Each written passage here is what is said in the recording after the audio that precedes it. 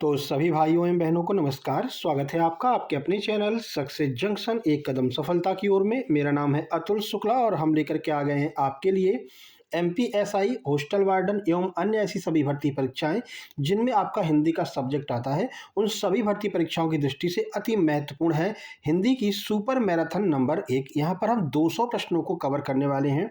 जो महत्वपूर्ण टॉपिक हैं उनके सभी प्रश्नों को हम कवर करेंगे जो अब तक आपके एप्टेक कंपनी के द्वारा पूछे गए हैं। ठीक है, तो ये सितारों वाली क्लास रहेगी। आप लगातार क्लासेस करते रहिए, मेहनत करते रहिए, आप आराम से अपनी मंजिल को पालेंगे। तो वीडियो को लाइक करके चैनल को सब्सक्राइब कर दीजिए जिससे आगे आने वाली सारी वीडियो टाइम टू टाइम आपके पास में पहुंच सके। नोटिफिकेशन बेल भी आपको दबा लेना है। चलिए शुरुआत करते हैं। सबसे पहले हम टॉपिक वाइज बात करें तो संधि से हम शुरुआत करने वाले हैं। जैसा कि आपको पता है संधि हो गया, समास हो गया, ठीक है ना, इन सब से ज़्यादातर प्रश्न आपके एग्जाम में पूछे जाते हैं। छंद हो गया, रस हो गया, है ना। तो इन सारे मेन टॉपिक को पहले कवर कर लेंगे। इसके बाद में बचे हुए टॉपिक को 150 प्रश्नों की ओर वीडियो ले आकर के पूरे हिंदी टॉपिक को, हिंदी सब्जेक्ट को ही अपन कवर कर लेंगे, है ना। चलिए शुरुआत करते हैं। पहला प्रश्न है संधि के कितने मुख्यतः भेद पाए जाते हैं। तो मुख्यतः 3 प्रकार की संधि होती है, स्वर संधि, व्यंजन संधि और विसर्ग संधि। ये सारे प्रश्न आपके एग्जाम में पूछे हुए हैं, वही प्रश्न हम आपको करा रहे हैं। ठीक है, अगला विद्यार्थी में कौन सी संधि है। तो विद्यार्थी में दीर्घ स्वर संधि होती है। महोदय का संधि विच्छेद क्या हो जाएगा। तो महोदय का संधि विच्छेद महा प्लस उदय हो जाएगा। आगे यदि आ के बाद ई आए तो कौन सा स्वर बनता है। तो आ के बाद में अगर ई आ रहा है तो ए स्वर बनता है। संधि कौन सी होती है। तो गुण स्वर संधि यहाँ पर होती है। ठीक है, तो जहां पर भी आपको ए शब्द दिखाई दे बीच में वहां पर गुण स्वर संधि होगी। या फिर इस तरह की एक ही मात्रा लगी हुई दिख जाए तो आप समझ लेना कि ये गुण स्वर संधि का उदाहरण है। अगला है इत्यादि में कौन सी संधि है। आइए देख लेते हैं। यण स्वर संधि आपको इत्यादि में देखने को मिलेगी। चलिए आगे बढ़ने से पहले आप लोगों को बता दें, जिस तरह आपने देखा एमपी आबकारी और एमपी पुलिस कांस्टेबल के एग्जाम में अपने सुपर सिलेक्शन नोट्स से सीधे सीधे प्रश्न आपको देखने को मिले हैं, इसी तरह एमपी एसआई के एग्जाम में भी होने वाला है। एमपी एसआई के कंप्लीट सुपर सिलेक्शन नोट्स मात्र 199 रुपये में उपलब्ध हैं, जिसमें आपको सभी जितने भी 10 सब्जेक्ट हैं आपके इन सबके कंप्लीट सुपर सिलेक्शन नोट्स मिलने वाले हैं। साथ ही साथ में जितनी भी मैराथन्स हम करा रहे हैं या फिर जितनी मैराथन्स अब तक कराई हैं उन सब की पीडीएफ एक साथ में आपको मिलेगी। इससे क्या होगा कि आप लास्ट टाइम पर बेहतरीन तरीके से अपना रिवीजन भी कर सकेंगे। तो कंप्लीट नोट से अपने सब्जेक्ट को कवर कर लीजिए और जो मैराथन्स है इनसे अपना पूरा रिवीजन कर लीजिए, है ना। तो ये नोट्स आप प्राप्त कर सकते हैं मात्र 199 रुपये में। अगर आपके पास में अभी 3 से 4 दिन पढ़ने का समय बचा हुआ है, 6-6, 7-7 घंटे पढ़ सकते हैं, तो आप आराम से नोट्स को लेकर के अपने सिलेबस को कंप्लीट कर सकते हैं। ठीक है, चलिए इसके अलावा मध्य प्रदेश में छात्रावास अधीक्षक की 5,000 वैकेंसी छात्रावास अधीक्षक की आने वाली हैं। तो अभी से आप लोग तैयारी में लग जाइए। फरवरी मार्च के आसपास ये वैकेंसी आपको देखने को मिल जाएगी। 199 रुपये में मध्य प्रदेश छात्रावास अधीक्षक के कंप्लीट सुपर सिलेक्शन नोट्स उपलब्ध हैं, जिसमें प्रशासनिक अभियोक्ता, कंप्यूटर, आईसीटी, पॉक्सो एक्ट ये सब आपसे पूछा जाएगा। इन सबके कंप्लीट नोट्स आपको प्रोवाइड कराए जाएंगे। अब ये नोट्स प्राप्त कैसे होंगे, छोटी सी प्रक्रिया। ये क्यूआर कोड आपको दिखाई दे रहा है, इसका स्क्रीनशॉट खींच लीजिए। इसी पर आपको 199 का पेमेंट करना है। ठीक है, और उस पेमेंट का स्क्रीनशॉट इस व्हाट्सएप नंबर 7052547003 इस पर आपको सेंड कर देना है। जैसे ही आप स्क्रीनशॉट सेंड करेंगे तुरंत आपको complete super selection notes send कर दी जाएंगे और आपको जिस एग्जाम के नोट्स आप लेंगे उसके व्हाट्सएप ग्रुप में जोड़ देंगे, जहां पर आगे के सारे नोट्स, सारी पीडीएफ, सारा मैराथन आपको मिलता रहेगा मेरे भाई। ठीक है, चलिए और बहुत जल्द ही हम उस ग्रुप में क्विज भी चालू करने वाले हैं। जैसे एग्जाम नज़दीक आएगा, कंप्यूटर हो गया, इंग्लिश हो गया, इन सब के हम क्विज भी आपको डेली बेस पर कराते रहेंगे। ठीक है भाई, चलिए अब आगे बढ़ लेते हैं और देखते हैं अगला प्रश्न। अगला प्रश्न है पवन में कौन सा संधि होगी। पवन में संधि पूछी गई है, पवन का संधि विच्छेद पूछा गया है ना। तो पवन का संधि विच्छेद होता है पो प्लस अन। ठीक है, तो ये संधि विच्छेद कई बार पूछा गया, स्टार मार्क कर लीजिए। ये लगातार जो है एप्टेक के एग्जाम में यानी कि एमपी ईएसबी के एग्जाम में पूछा जाता रहता है। अगला है सदाचार में कौन सी संधि है। तो सदाचार में व्यंजन संधि है। अगर विच्छेद की बात करते तो सत प्लस आचार, ये इसका संधि विच्छेद हो जाएगा, इसमें व्यंजन संधि होगी। विसर्ग संधि का एक उदाहरण दीजिए। तो विसर्ग संधि आप जानते हैं मनोरथ, आपने कई बार एग्जाम में देखा होगा, ये मनोरथ कई बार एग्जाम में पूछा गया है। तो मनोरथ में क्या होगा, विसर्ग संधि होगी। कैसे, मनः प्लस रथ, मनः प्लस रथ इसका संधि विच्छेद हो जाएगा, इस तरह से मनोरथ बन जाएगा। एक में कौन सी संधि है। तो एक में वृद्धि संधि है। जहाँ पर भी आपको एक मात्रा लगी दिखे समझ लीजिए गुण स्वर संधि है। इस पर अगर डबल मात्रा लग जाए तो समझ लीजिए वृद्धि स्वर संधि है। इसके गुणों में जो है वृद्धि हो गई है, 2 मात्राएं लग गई हैं तो वृद्धि स्वर संधि हो जाएगी। इस तरह से आप पहचान सकते हैं। निष्कपट का संधि विच्छेद क्या होगा। तो ध्यान रखना, निष्कपट में विसर्ग संधि होती है, निह प्लस कपट, ये इसका संधि विच्छेद हो जाएगा। अगला स्वागत का संधि विच्छेद, ये तो मोस्ट इंपॉर्टेंट है, बहुत पूछा जाता है। तो सु प्लस आगत, ये स्वागत का संधि विच्छेद हो जाएगा। यण संधि में ई का क्या हो जाता है, ध्यान रखना है। यण स्वर संधि में जहां पर भी ई आ रहा है, इस ई को या में बदल दिया जाता है, तो ई का या हो जाता है यण स्वर संधि में। अगला उज्ज्वल का संधि विच्छेद क्या हो जाएगा, तो उत उत प्लस ज्वल, ये आपका उज्ज्वल का संधि विच्छेद हो जाएगा, ये आपको ध्यान रखना है। तपोवन में कौन सी संधि, तो तपोवन में विसर्ग संधि हो जाएगी। अगला रामायण का संधि विच्छेद क्या होगा, तो रामायण का संधि विच्छेद राम प्लस अयन हो जाएगा। अतीव में कौन सी संधि है, तो अतीव में दीर्घ स्वर संधि है, बीच में आपको दीर्घ मात्राएं लगी हुई दिख जाएंगी। नयन का संधि विच्छेद क्या होगा, नयन का संधि विच्छेद ने प्लस अन हो जाता है। वागीश में कौन सी संधि है, अभी आपको बताया था, वागीश में यहाँ पर आपकी व्यंजन संधि हो जाएगी। ये वाक प्लस ईस होता है, ये आपको थोड़ा सा ध्यान रखना है, वाक प्लस ईस होता है, कहीं आप बड़ी की मात्रा देख करके इसमें दीर्घ स्वर संधि ना कर दे, ध्यान रखना। वागीश में व्यंजन संधि होती है, संधि विच्छेद वाक प्लस ईस होता है। देवर्षि में कौन सी संधि है, तो देवर्षि में गुण स्वर संधि हो जाएगी। मतैक्य में कौन सी संधि है, अभी आपको बताया था, जब दो मात्राएं लगी दिख जाए यानी कि गुणों में वृद्धि हो गई है तो ये वृद्धि संधि हो जाती है। अगला व्यंजन प्लस स्वर के मेल को क्या कहते हैं, तो व्यंजन और स्वरों के मेल को हम व्यंजन संधि कहते हैं। संतोष का संधि विच्छेद क्या हो जाएगा, तो सम प्लस तोष, ये संतोष का संधि विच्छेद हो जाएगा। प्रत्येक में कौन सी संधि है, तो प्रत्येक में यण स्वर संधि होगी, क्योंकि यहाँ पर प्रति प्लस एक हो जाएगा, बीच में या जो है ई जो है वो या में बदल जाएगी, तो यहाँ पर यण स्वर संधि हो जाएगा। सज्जन का संधि विच्छेद क्या होगा, तो सत प्लस जन, ये सज्जन का संधि विच्छेद हो जाएगा। हिमालय में कौन सी संधि है, तो हिमालय में बीच में आपको बड़े आ की मात्रा दिख रही है, हिमालय में दीर्घ स्वर संधि होगी। गवीस का संधि विच्छेद क्या होगा, तो गो प्लस ईस, ये गवीस का संधि विच्छेद हो जाएगा। निश्चय में कौन सी संधि है, तो निश्चय में विसर्ग संधि है, निह प्लस चय, निश्चय अर्थात विसर्ग संधि। आगे बढ़ते हैं, महोपदेश में कौन सी संधि है, तो महोपदेश में गुण स्वर संधि होगी। उद्धार का संधि विच्छेद क्या होगा, तो उत प्लस हार, ये उद्धार का संधि विच्छेद हो जाएगा। दो वर्णों के मेल से होने वाले विकार को क्या कहते हैं, दो वर्णों के मेल से बनने वाले विकार को संधि कहते हैं। ठीक है भाई, चलिए अब समास के 30 प्रश्न देख लेते हैं। 30 प्रश्न देख लेंगे, फिर लास्ट में 50 प्रश्न इन सबके एक साथ में विविध में कर लेंगे, है ना। चलिए, समास का शाब्दिक अर्थ क्या है, तो समास का शाब्दिक अर्थ है संक्षेप। अभी UP triple S C PET का एग्जाम हुआ है, इस पैट के एग्जाम में ये समास वाला पूछा गया था, ठीक है, और एमपी में भी पूछा जाता है। तो ये इसका अर्थ होता है संक्षेप। जिसमें प्रथम पद प्रधान हो वह कौन सा समास होगा, तो ये होता है अव्ययी भाव समास। अगला यथाशक्ति में कौन सा समास है, तो यथाशक्ति में अव्ययी भाव समास होगा। दशानन में कौन सा समास है, दशानन में बहुब्रीहि समास होगा। बहुब्रीहि समास का पहचान होती है कि एक अलग ही जो है व्यक्ति का या फिर किसी विशेष स्थान का नाम निकल करके आता है। 10 है आनन जिसके, अर्थात रावण, ठीक है, तो एक नाम निकल करके आपके सामने आता है तो बहुब्रीहि समास होता है। जिस समास में दोनों पद प्रधान होते हैं उसको क्या कहते हैं, उसको द्वंद्व समास कहते हैं। जैसे कि माता डैश पिता, ठीक है, तो ये द्वंद्व संधि का उदाहरण हो जाता है। बीच में आपको अधिकतर डैश लगा हुआ मिल जाएगा। अगला माता पिता में कौन सा समास है, तो माता पिता में द्वंद्व समास हो जाएगा, ठीक है। अगला है चौराहा में कौन सा समास है, तो चौराहा में द्विगु समास होगा। जहां पर भी आपको गिनती वाली चीजें देखने को मिल जाए, जैसे चौराहा हो गया, दो राहा हो गया, पंचवटी हो गया, तो यहाँ पर द्विगु समास हो जाता है।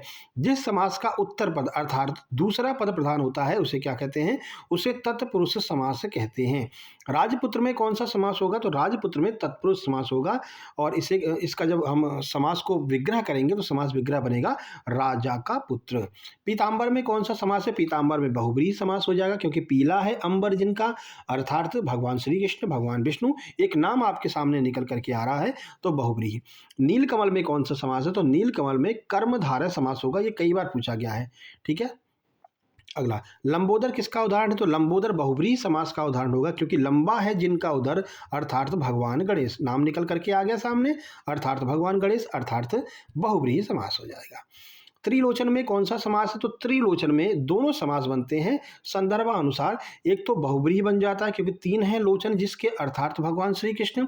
एक इसमें क्योंकि 1 2 3 यानी कि गिनती भी आ रही है तो इसमें द्विगु समास भी हो जाता है। लेकिन संदर्भ के अनुसार आपको जब 4 ऑप्शन दिए जाएंगे तो या तो द्विगु दिया जाएगा या तो बहुब्रीहि दिया जाएगा। अगर दोनों एक साथ में दिया जाता है तो उस क्वेश्चन को बाद में कैंसिल किया जाएगा, उस पर आपत्ति दर्ज की जा सकती है। चलिए, लेकिन बेसिकली ज़्यादातर जो मानते हैं वो बहुब्रीहि समास को मानते हैं, क्योंकि त्रिलोचन का अर्थ निकल करके आ रहा है भगवान शिव। अगला, आजन्म में कौन सा समास होगा? तो आजन्म में अव्ययी भाव समास होता है, क्योंकि आ जो अव्यव है, जो उपसर्ग है, वो आगे से जुड़ गया तो अव्ययी भाव समास है। घनश्याम में कौन सा समास है? तो घनश्याम में कर्मधारय समास होगा। पाप पुण्य में कौन सा समास है? देखो बीच में डैश लगा हुआ मिल गया है, तो ये आपका द्वंद्व समास हो जाएगा। चिड़ी मार में कौन सा समास है? तो चिड़ी मार में तत्पुरुष समास हो जाएगा, और उसमें भी जो है कर्म तत्पुरुष होगा। अब ये कर्म तत्पुरुष क्या है, तत्पुरुष क्या होता है, ये सब आपको नोट्स में देखने को मिल जाएगा। जब आप नोट्स परचेज करेंगे तो हिंदी की जो नोट्स दी जाएगी, 2 नोट्स आपको हिंदी के मिलेंगे, एक में पूरा कंप्लीट व्याकरण रहेगा और एक में साहित्य रहेगा, है ना। तो दोनों आपको नोट्स प्रोवाइड कराए जाएंगे, बढ़िया से पढ़ लेना और फिर ये टेस्ट लगा लेना, तो सारी चीज़ें क्लियर हो जाएंगी। प्रतिदिन में कौन सा समास है? प्रतिदिन में अव्ययी भाव समास हो जाएगा। संख्यावाचक विशेषण किस समास में होता है? अभी आपको बताया है, संख्या, दो रहा, तिरहा, पंचवटी, ये सारी चीजें आ जाएं, पहला जो आपको शब्द संख्यावाचक दिखे तो वो द्विगु समास होता है। भयभीत में कौन सा तत्पुरुष है? तो भयभीत में अपादान तत्पुरुष हो जाएगा। दाल रोटी में कौन सा समास है? देखो बीच में डैश लगा हुआ है, जहां पर भी डैश दिख जाए द्वंद्व समास हो जाएगा। अगला, गजानन में कौन सा समास है? ये भी बहुत बार पूछा गया, तो गजानन में बहुब्रीहि समास हो जाएगा। गज के समान है जिसका आनंद, अर्थात गज के समान है जिसका सिर, भगवान गणेश। ठीक है, नाम निकल करके आ रहा है, बहुब्रीहि समास। वनवास में कौन सा समास है? तो वनवास में तत्पुरुष समास हो जाएगा। महापुरुष में कौन सा समास है? तो महापुरुष में कर्मधारय समास हो जाएगा। अगला, सप्ताहांत में कौन सा समास है? तो सप्ताहांत में जो है आपका द्विगु समास हो जाएगा, क्योंकि सप्ताह 7 दिनों से मिलकर के बनता है, संख्यावाचक आ रहा है, तो सप्ताहांत में द्विगु समास। रसोई घर का विग्रह क्या होगा? रसोई के लिए घर, ये रसोई घर का विग्रह होगा। यथार्थ में कौन सा समास है? यथार्थ में अव्ययी भाव समास है। अनुरूप में कौन सा समास है? अनुरूप में भी अव्ययी भाव समास हो जाएगा, क्योंकि अन जो उपसर्ग है वो इसमें रूप में जुड़ रहा है। नवरत्न में कौन सा समास होगा? नवरत्न यानी कि गिनतियां आ रही हैं, तो द्विगु समास हो जाएगा। दो या दो से अधिक शब्दों को मिलकर के बनाए गए नए शब्दों को क्या कहते हैं? इसको हम समास कहते हैं। ठीक है, समास की परिभाषा भी लास्ट में हमने देख ली है। चलिए, संधि समास कंप्लीट होते हैं। अब हम बात करते हैं रस की। 30 प्रश्न रस के आपके सामने आने वाले हैं। प्रश्न नंबर 61 देखिए, रस का शाब्दिक अर्थ क्या होता है? तो रस का शाब्दिक अर्थ है आनंद की प्राप्ति, यानी आनंद। अगला, रसराज किसको कहा जाता है? मोस्ट इंपोर्टेंट है, श्रृंगार रस को रसराज कहा जाता है। श्रृंगार रस का स्थायी भाव क्या है? स्थायी भाव बहुत पूछते हैं, तो श्रृंगार का स्थायी भाव रति हो जाएगा।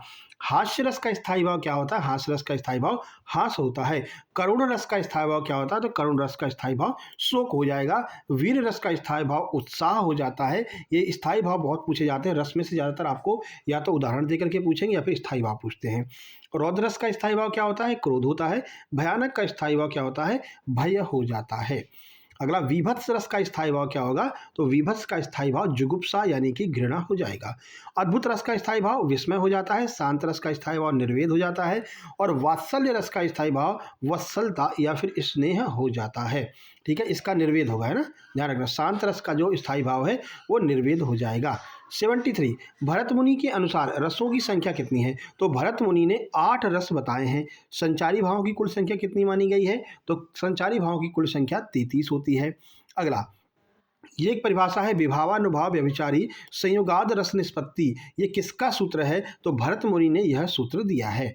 उद्दीपन विभाव क्या है? रस को तीव्र करने वाले जो कारक होते हैं वो उद्दीपन विभाव कहलाते हैं।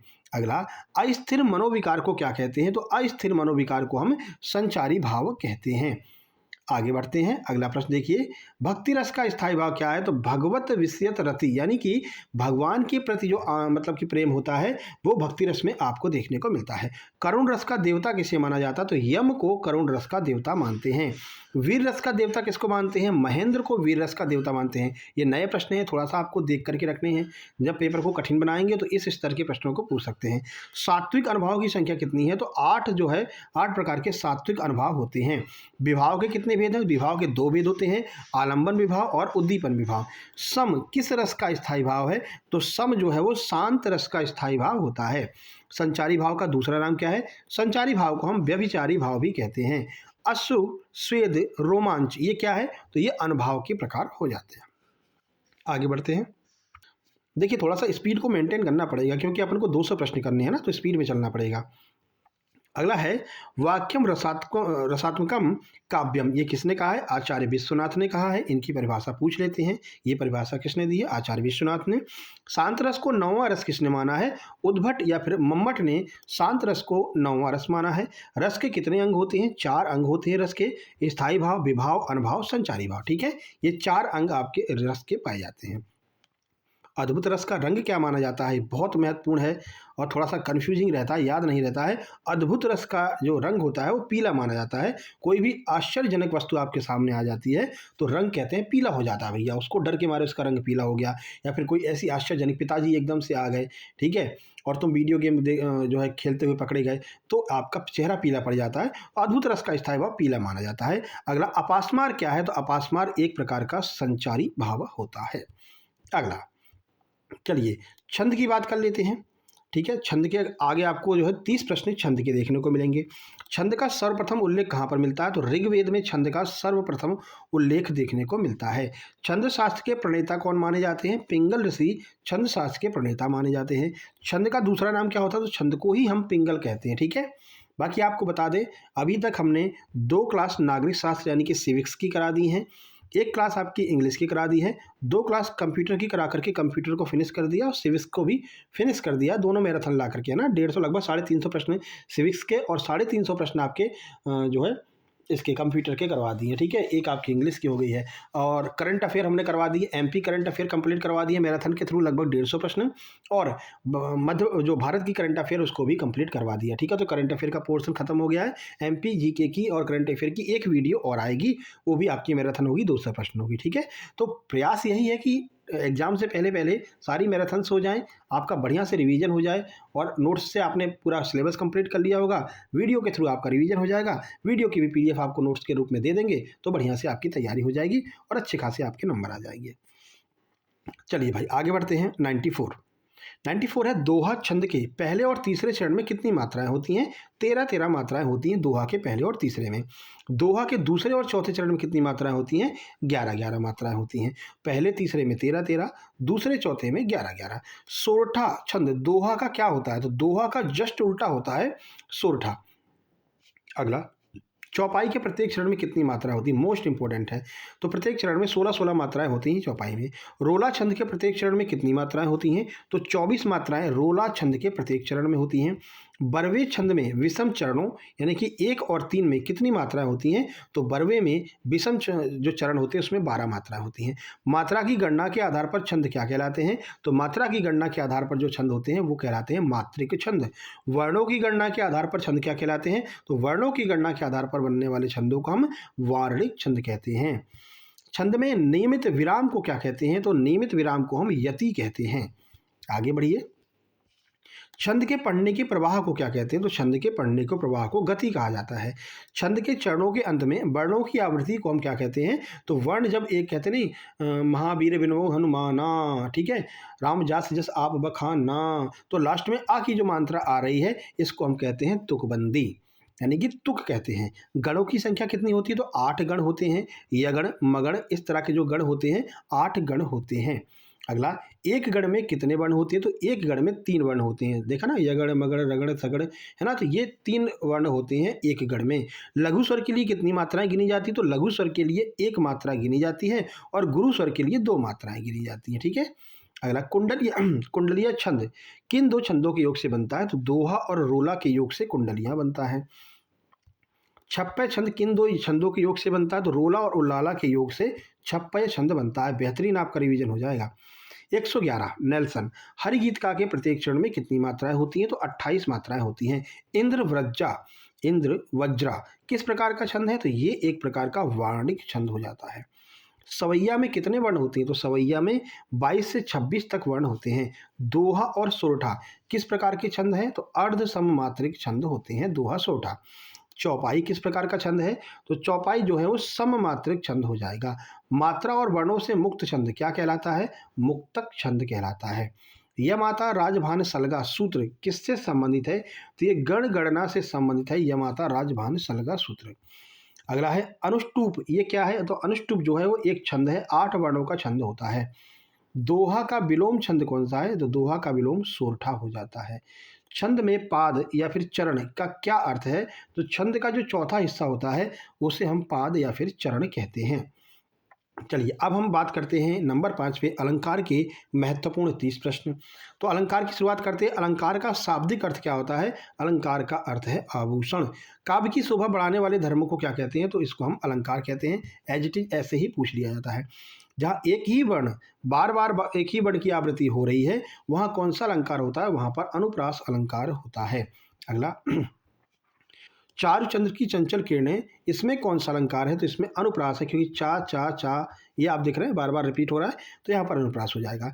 जहाँ एक शब्द एक से अधिक बार आए और अर्थ अलग अलग हो तो कौन सा अलंकार होगा? वहाँ पर यमक अलंकार होगा। ये बहुत बार पूछा गया, मोस्ट इंपोर्टेंट है। कनक कनकते सौगुनी मादकता अधिकार में कौन सा अलंकार होता है? तो यहाँ पर यमक अलंकार होता है। इसकी ट्रिक भी याद कर लीजिए, कनक कनक की जगह आप यमक यमक कर दीजिए, यमक यमकते सौगुनी मादकता अधिकार, तो याद रहेगा, क्योंकि ये उदाहरण बहुत बार पूछा गया है। मोस्ट रिपीटेड है, आपके एक ना एक शिफ्ट में जरूर मिलेगा कनक कनक वाला, है ना। तो कनक कनक यानी यमक यमक, तो याद रहेगा यमक अलंकार रहेगा। जहाँ एक शब्द में एक से अधिक अर्थ चिपके हुए होते हैं उसको क्या कहते हैं? श्लेष अलंकार कहते हैं। जैसे कि रहीमन पानी राखिए में कौन सा अलंकार है? श्लेष अलंकार है, क्योंकि पानी के बहुत सारे यहाँ पर अर्थ निकल करके आते हैं, तो एक ही शब्द में बहुत सारे अर्थ चिपके रहते हैं।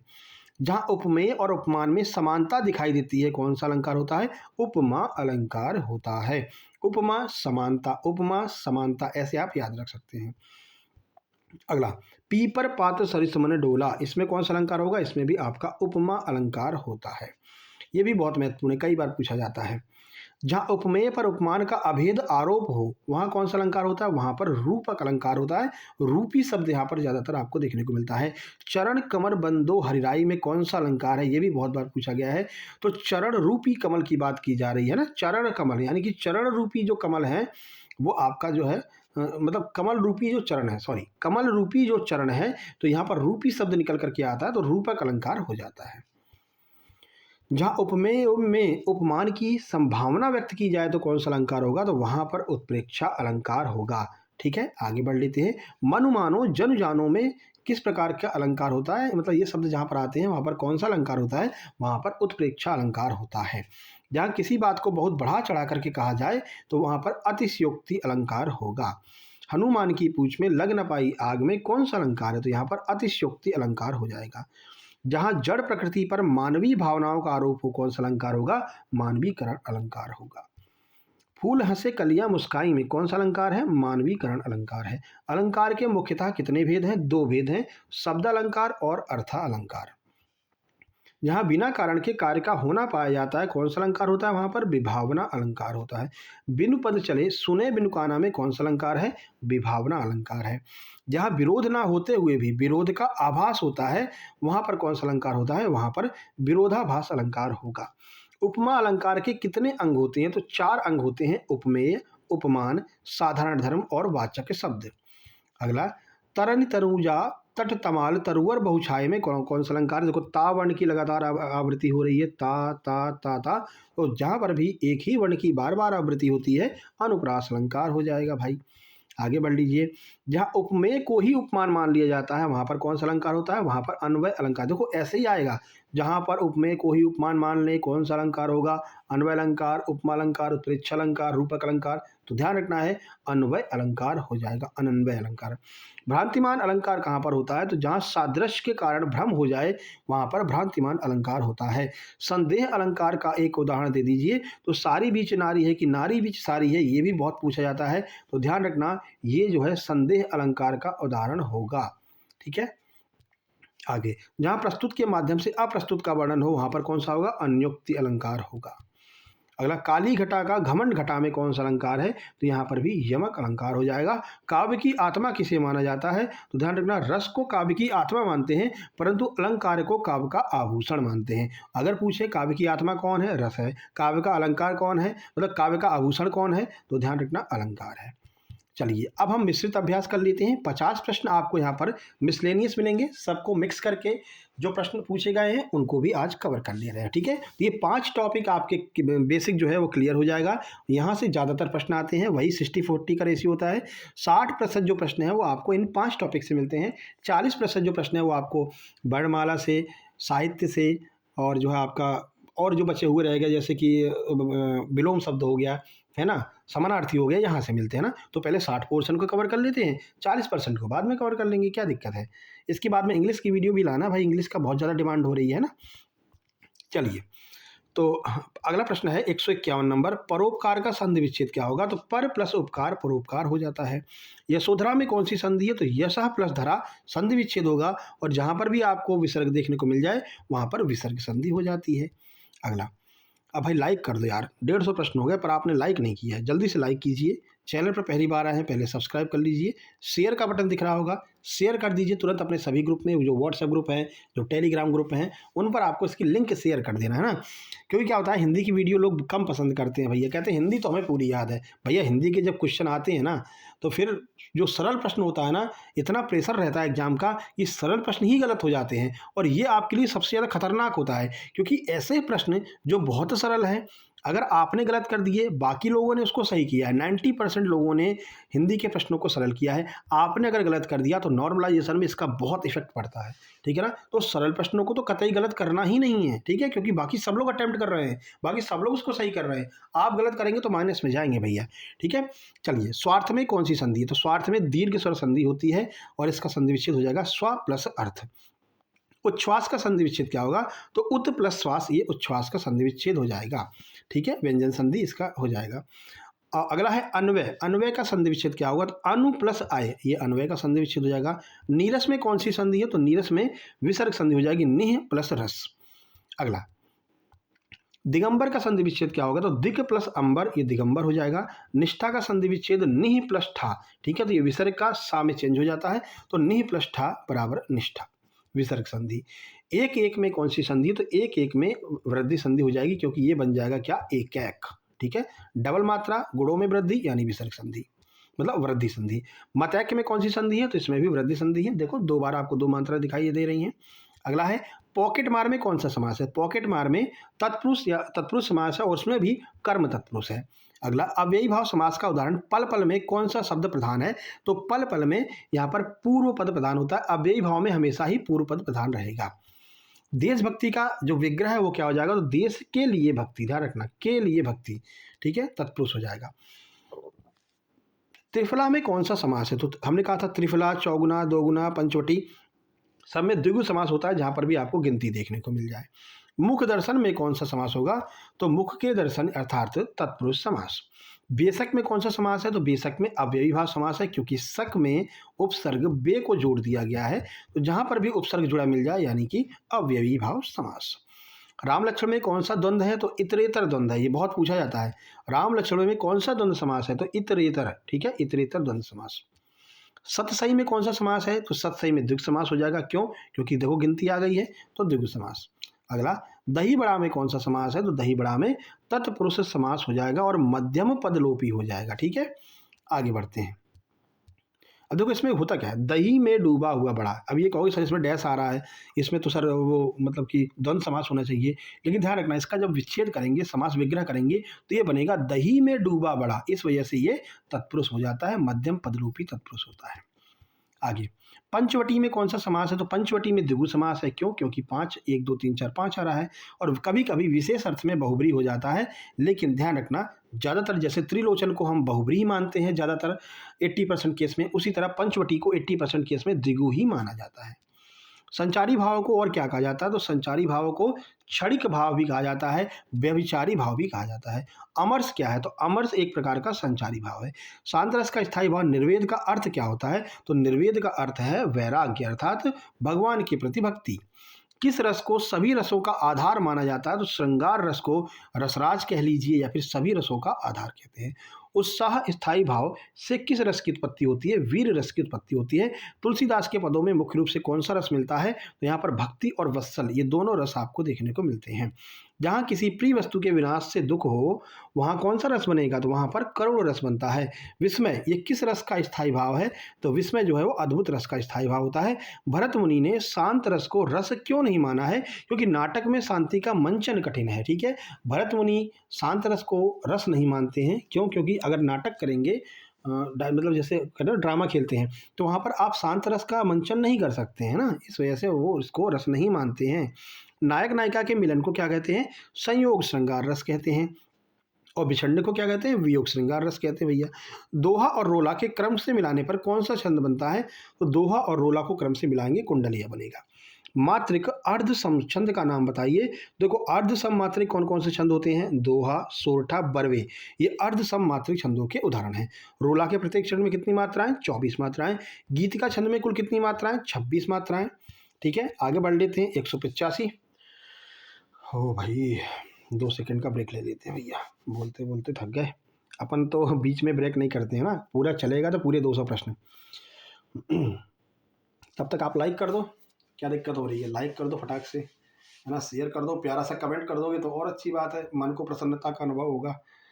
चलिए भैया, छंद शास्त्र में दशाक्षर किसे कहते हैं? तो ला और गा, ये लघु और गुरु को हम दशाक्षर कहते हैं।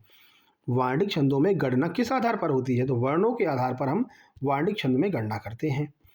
अगला मत्त गयंत किस प्रकार का छंद है? तो ये एक प्रकार का सवैया है, वार्णिक छंद है। अगला, किस छंद के प्रथम व तृतीय चरण में 12-12, द्वितीय व चतुर्थ चरण में 7-7 मात्राएं होती हैं? तो ये बरवे छंद में होती हैं। छंद में गण कितने प्रकार के होते हैं? तो 8 प्रकार के गण होते हैं। या म त रा ज भ न सलगा। ठीक है, तो ध्यान रखना 8 प्रकार के होते हैं। सोटा के विषम चरणों में कितनी मात्राएं होती हैं? 11 मात्राएं होती हैं। श्लेष का अर्थ क्या होता है? श्लेष का अर्थ है चिपका हुआ। अलंकार सर्वस्व पुस्तक के रचयिता कौन है? तो ये है रैयक। रैयक जो कवि हैं वो आचार्य सर्वस्व के रचयिता हैं, अलंकार सर्वस्व के। अगला, चरण कमल बंदो हरिराई में उपमेय क्या है? तो उपमेय इसमें चरण हो जाएगा। मुख मयंक सम मंजू मनोहर में कौन सा अलंकार है? तो ये देखो उपमा अलंकार है, कहा था ना, जहाँ पर भी सम देखने को मिल जाए तो वहाँ पर उपमा अलंकार होगा। सम का अर्थ होता है समान। अगला, जहाँ कारण के होते हुए भी कार्य नहीं होता है तो कौन सा अलंकार होगा? विशेषोक्ति अलंकार हो जाता है। 196, देख सुदामा की दीन दशा, करुणा करके करुणा निधि रोए, पानी परात को हाथ छुए नहीं, नैनन के जल से पग धोए में कौन सा रस हो जाएगा? तो यहाँ पर करुण रस है, सुदामा और भगवान श्री कृष्ण के मिलन का वर्णन यहाँ पर हो रहा है। अगला, मैया मैं तो चंद्र खिलौना लयों में कौन सा अलंकार है? इसमें रूपक अलंकार है कि जो चंद्रमा रूपी खिलौना है मैं उसको लूंगा। अगला, शब्दालंकार के कितने प्रमुख भेद होते हैं? तो शब्दालंकार के 3 भेद हैं, अनुप्रास, यमक और श्लेष। आगे बढ़ते हैं। 199, जहाँ सदृशता के कारण एक वस्तु को दूसरी वस्तु समझ लिया जाता है कौन सा अलंकार होता है? वहाँ पर भ्रांतिमान अलंकार होता है। बीज दाड़िम का समझकर सुख की चोच को। ठीक है, तो ये जो उदाहरण है ये आपका भ्रांतिमान उदाहरण होता है कि सुख जो तोता बैठा हुआ है, तोता की जो चोंच है वो इतनी लाल है कि उसको बीज दाड़िम का समझकर, अर्थात अनार का बीज समझ करके जो वहाँ पर पक्षी बैठा हुआ था वो कंफ्यूज हो गया है। ठीक है ना, तो ये उदाहरण जो है आपका भ्रांतिमान का हो जाता है। नंबर 200, अलंकार संप्रदाय के प्रवर्तक कौन माने जाते हैं? तो आचार्य भामह को अलंकार संप्रदाय का प्रवर्तक माना जाता है। मेरे भाई आप देख लीजिए, मात्र 32 मिनट 46 सेकंड में 200 प्रश्न आपके कंप्लीट करवा दिए हैं। कोई और मैराथन कराता तो भाई इसी को 4 घंटा तक खींचता। ठीक है, और कहता भैया 4 घंटे लगातार हमने आपको 200 प्रश्न कराए हैं। अब तो एक लाइक बनता है भैया, हमने 32 मिनट में आपको करवा दिया, अब तो एक लाइक बनता है मेरे भाई। तो वीडियो को लाइक कर दीजिए, शेयर कर दीजिए, चैनल पर पहली बार आए सब्सक्राइब करके नोटिफिकेशन बेल दबा लीजिए। ये व्हाट्सअप नंबर 7052547003, इस पर व्हाट्सअप करके आप लोग अपने नोट से तुरंत प्राप्त कर लीजिए। 7-7, 8-8 घंटा पढ़िए भैया, क्या दिक्कत है? ऐसा ही वर्दी चाहिए तो भैया मेहनत करनी पड़ेगी। अभी तक आपने जो मेहनत करी है वो भी ठीक है, आप नोट्स लेकर के पहले हमारे सिलेबस कंप्लीट कर लीजिए। ठीक है, क्योंकि नोट्स इस तरह से दिए गए हैं कि बढ़िया तरीके से इसको मतलब कि मिनिमाइज़ करके दिया गया। आराम से आप अपने नोट्स को कंप्लीट करें और आराम से टेस्ट लगाएं, बढ़िया नंबर आपके आएंगे। चुनिंदा जो आपके सिलेबस की चीज़ें हैं वो आपको दी गई हैं, जिससे कि आपको फालतू का नहीं पढ़ना पड़े। ठीक है, चलिए फिर मिलते हैं नेक्स्ट वीडियो में। अगली आपकी इंग्लिश की वीडियो आने वाली है, तब तक के लिए नमस्कार, धन्यवाद।